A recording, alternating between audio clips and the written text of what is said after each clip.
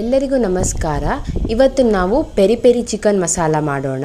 ಇದಕ್ಕೆ ಫಸ್ಟಿಗೆ ನಾನು ಒಂದು ಬಾಣಲಿಗೆ ಎಣ್ಣೆ ಹಾಕಿ ಬಿಸಿಗಿಡ್ತೇನೆ. ಅದಕ್ಕೆ ನಾನು ಸ್ವಲ್ಪ ಬೋನ್ಲೆಸ್ ಚಿಕನ್ ಹಾಗೆ ಸ್ವಲ್ಪ ಉಪ್ಪು ಮತ್ತು ಅರಿಶಿನ ಹಾಕಿ ಚೆನ್ನಾಗಿ ಮಿಕ್ಸ್ ಮಾಡಿಕೊಂಡು ಒಂದು 2-3 ನಿಮಿಷ ತನಕ ಅದನ್ನು ಬೇಯಿಸ್ಕೊಳ್ತೇನೆ. 3 ನಿಮಿಷ ಆಗಿದೆ.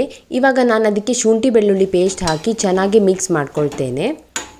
ಇದು ಚೆನ್ನಾಗಿ ಮಿಕ್ಸ್ ಆದಮೇಲೆ ಲಿಡ್ಡನ್ನು ಕ್ಲೋಸ್ ಮಾಡಿ ಒಂದು 5 ನಿಮಿಷ ಇದನ್ನು ಬೇಯಿಸ್ಕೊಳ್ತೇನೆ.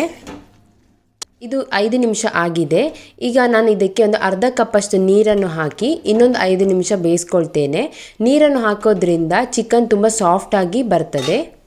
ಇವಾಗ ನಾನು ಈ ಚಿಕನಿಗೆ ರೆಡ್ ಚಿಲ್ಲಿ ಸಾಸ್ ಹಾಗೆ ಪೆರಿ ಪೆರಿ ಪೌಡರನ್ನು ಹಾಕಿ ಚೆನ್ನಾಗಿ ಮಿಕ್ಸ್ ಮಾಡ್ಕೊಳ್ತೇನೆ. ನಂತರ ನಾನು ಲಿಡ್ಡನ್ನು ಕ್ಲೋಸ್ ಮಾಡಿ ಒಂದು 10 ನಿಮಿಷಗಳ ಕಾಲ ಈ ಚಿಕನನ್ನು ಬೇಯಿಸ್ಕೊಳ್ತೇನೆ. ಇಲ್ಲಿ ನಾನು ಬೋನ್ಲೆಸ್ ಚಿಕನ್ ಪೀಸ್ ಯೂಸ್ ಮಾಡೋದ್ರಿಂದ ಚಿಕನ್ ಬೇಗ ಬೇಯ್ತದೆ. 10 ನಿಮಿಷಗಳ ಕಾಲ ಆಗಿದೆ. ಚಿಕನ್ ಚೆನ್ನಾಗಿ ಬೆಂದಿದೆ. ಇವಾಗ ನಾನು ಇದನ್ನು ತೆಗೆದು ಒಂದು ಪಾತ್ರೆಗೆ ಹಾಕಿ ಸೈಡಿಗೆ ಇಟ್ಕೊಳ್ತೇನೆ. ನೆಕ್ಸ್ಟ್ ನಾನು ಅದೇ ಪಾತ್ರೆಗೆ ಸ್ವಲ್ಪ ಎಣ್ಣೆ ಹಾಕ್ತೇನೆ. ನಂತರ ನಾನು ಸ್ವಲ್ಪ ನೀರುಳ್ಳಿ ಹಾಕಿ ಅದನ್ನು ಚೆನ್ನಾಗಿ ಬೇಯಿಸ್ಕೊಳ್ತೇನೆ. ನೀರುಳ್ಳಿ ಚೆನ್ನಾಗಿ ಬೆಂದಾದ ಮೇಲೆ ಅದಕ್ಕೆ ನಾನು ಟೊಮೆಟೊವನ್ನು ಹಾಕಿ ನಂತರ ಟೊಮೆಟೊ ಸಾಫ್ಟ್ ಆಗೋ ತನಕ ಚೆನ್ನಾಗಿ ಬೇಯಿಸ್ಕೊಳ್ಬೇಕಾಗ್ತದೆ. ಟೊಮೆಟೊ ಚೆನ್ನಾಗಿ ಬೆಂದಿದೆ. ಇವಾಗ ನಾನು ಅದಕ್ಕೆ ಸ್ವಲ್ಪ ನೀರು, ಪೆರಿ ಪೆರಿ ಮಸಾಲ ಮತ್ತು ಚಿಕನ್ ಮಸಾಲ ಹಾಕಿ ಚೆನ್ನಾಗಿ ಮಿಕ್ಸ್ ಮಾಡಿಕೊಂಡು 1-2 ನಿಮಿಷಗಳ ಕಾಲ ನಾನು ಇದನ್ನು ಚೆನ್ನಾಗಿ ಬೇಯಿಸ್ಕೊಳ್ತೇನೆ. 3 ನಿಮಿಷಗಳ ಕಾಲ ಆಗಿದೆ.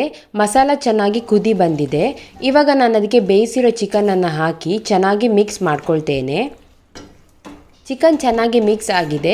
ಇವಾಗ ನಾನು ಲಿಡ್ ಕ್ಲೋಸ್ ಮಾಡಿ ಒಂದು 5-8 ನಿಮಿಷಗಳ ಕಾಲ ಚೆನ್ನಾಗಿ ಬೇಯಿಸ್ಕೊಳ್ತೇನೆ. ಲಾಸ್ಟಿಗೆ ಕೊತ್ತಂಬರಿ ಸೊಪ್ಪು ಹಾಕಿ ಚೆನ್ನಾಗಿ ಮಿಕ್ಸ್ ಮಾಡಿದರೆ ಸಿಂಪಲ್ ಮತ್ತು ಟೇಸ್ಟಿಯಾದ peri peri chicken masala ready ಆಗ್ತದೆ.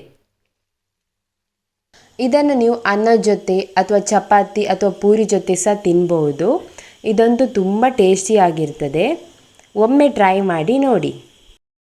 ಈ ವಿಡಿಯೋ ನಿಮಗೆ ಇಷ್ಟ ಆದರೆ ಲೈಕ್, ಶೇರ್ ಮತ್ತು ಸಬ್ಸ್ಕ್ರೈಬ್ ಮಾಡಿ. Thank you.